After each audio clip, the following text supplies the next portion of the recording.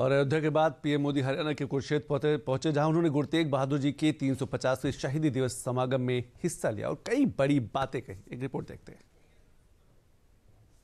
आज सुबह मैं रामायण की नगरी अयोध्या में था और अब मैं यहां गीता की नगरी कुरुक्षेत्र में। उगते सूरज के साथ पीएम मोदी विष्णु अवतार प्रभु श्री राम की नगरी अयोध्या पहुंचे थे, जहां उन्होंने सनातन के प्रतीक धर्म ध्वज को राम मंदिर के शिखर पर फहराया और ढलते सूरज के साथ पीएम मोदी उस भूमि पर पहुंचे जहां से विष्णु अवतार श्री कृष्ण ने दुनिया को जीवन का सार दिया था।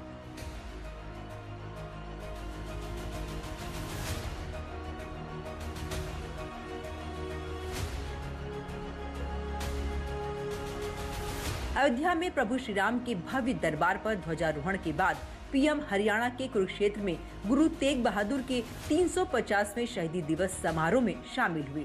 तो सबसे पहले पीएम मोदी ने यहां भगवान कृष्ण के पवित्र शंख के सम्मान में हाल ही में बने पंचजन्य चौक का उद्घाटन किया और फिर हरियाणा के सीएम नायब सिंह सैनी के साथ महाभारत अनुभव केंद्र का दौरा किया, जिसमें महाभारत के प्रमुख प्रसंगों और इसके स्थायी सांस्कृतिक आध्यात्मिक महत्व को दिखाया गया है।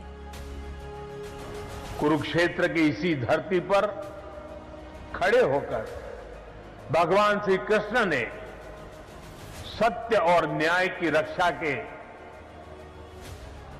उसे सबसे बड़ा धर्म बताया था। उन्होंने कहा था, स्वधर्मे निधनम श्रेय, अर्थात सत्य के मार्ग पर अपने धर्म के लिए प्राण देना भी श्रेष्ठ है।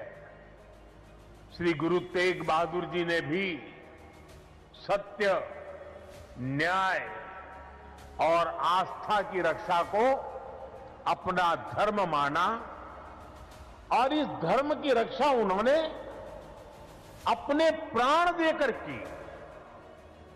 इस ऐतिहासिक अवसर पर भारत सरकार ने श्री गुरु तेग बहादुर जी के चरणों में एक स्मृति डाक टिकट और विशेष सिक्का भी समर्पित करने का सौभाग्य पाया है।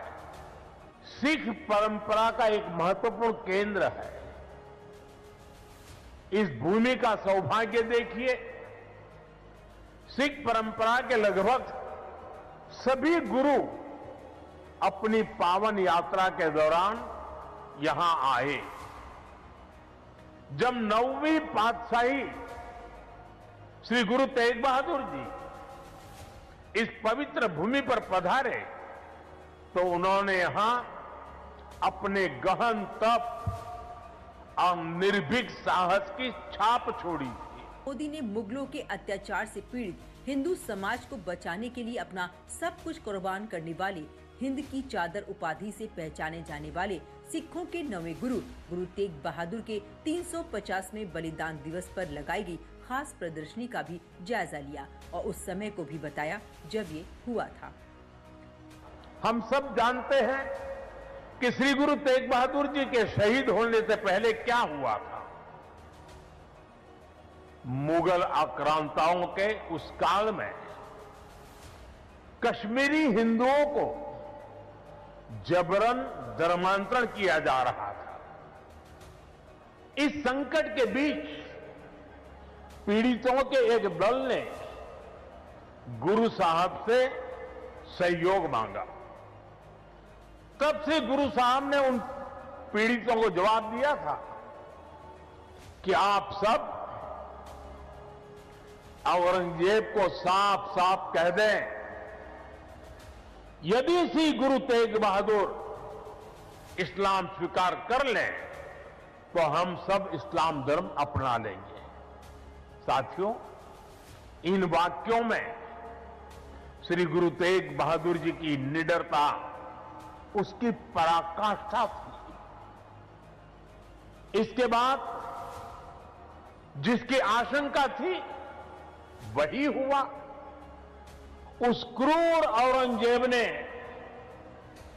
गुरु साहिब को बंदी बनाने का आदेश दिया,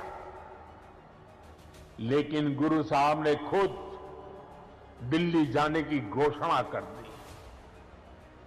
मुगल शासकों ने उन्हें प्रलोभन भी दिए, लेकिन श्री गुरु तेग बहादुर अड़िग रहे। उन्होंने धर्म और सिद्धांतों से समझौता नहीं किया। पीएम मोदी के हरियाणा दौरे में शहीदी दिवस समागम के अलावा इंटरनेशनल गीता जयंती महोत्सव और ब्रह्म सरोवर पर संध्याकालीन आरती भी शामिल है।